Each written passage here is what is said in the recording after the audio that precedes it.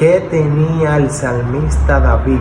Que su alabanza al Señor le agradaba.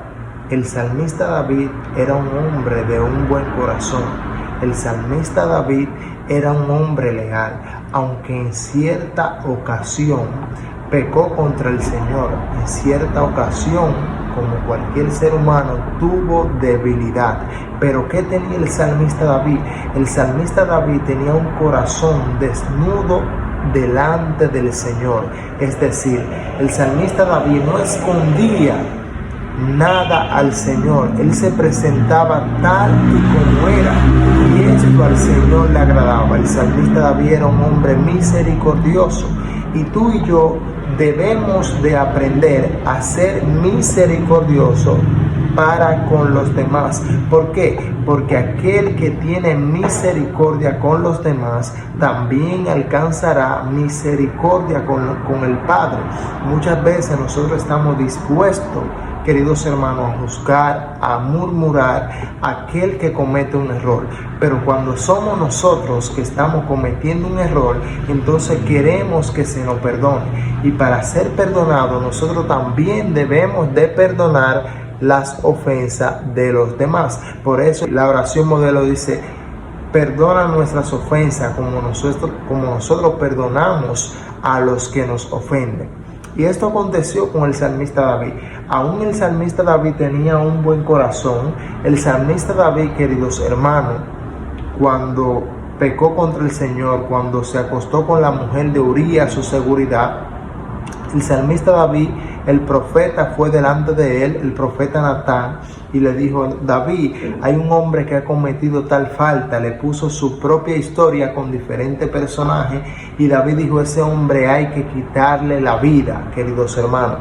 Y esto pasa con muchas personas. Hay muchas personas que cuando es su propia historia y se está contando con otro personaje, ellos van a acusar, pero cuando eres tú, querido hermano, tú quieres que se te perdone, y Dios está dispuesto a perdonarte, pero Dios quiere que tú seas como un David, aleluya, que cuando David le dijeron: ese hombre eres tú, David dijo: ciertamente he pecado contra Jehová, aleluya. Y él dijo, y él fue a buscar la presencia de Jehová. David buscó la presencia de Jehová.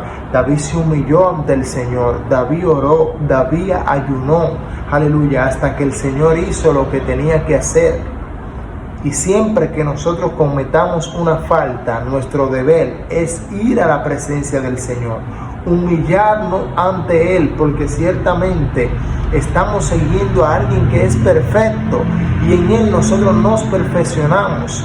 Él dice: bástate en mi gracia, porque mi poder se perfecciona en tu debilidad. Aleluya. Nosotros tenemos debilidades. Nosotros somos imperfectos, aleluya. Debemos de alcanzar el ayes, debemos de agarrar nuestro llamado y perfeccionarnos, entrarnos, aleluya, en su orden, porque Él nos va a perfeccionar. Pero para perfeccionarnos a nosotros debemos de tener un corazón humilde.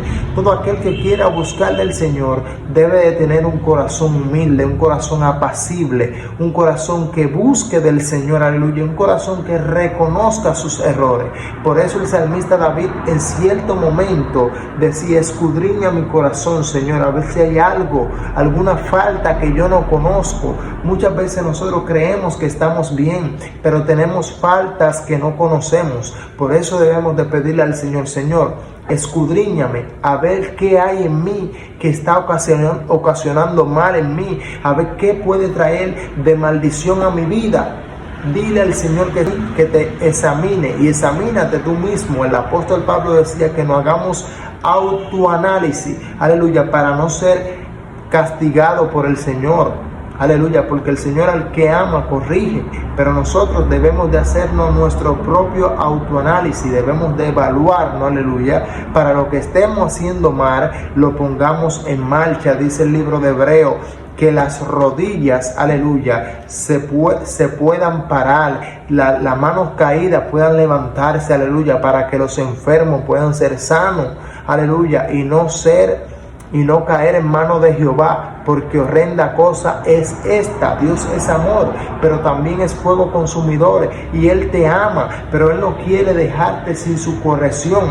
Aunque tú sientas que la corrección de Jehová es dura, aunque tú sientas que el camino es difícil, es estrecho, pero es el camino que te llevará a la salvación. Así que aunque muchos estén caminando por el camino de la perdición, aunque muchos se hayan olvidado de Dios, tú y yo debemos de entender que hay un solo camino al que nos lleva a la salvación, que es la obediencia al Señor.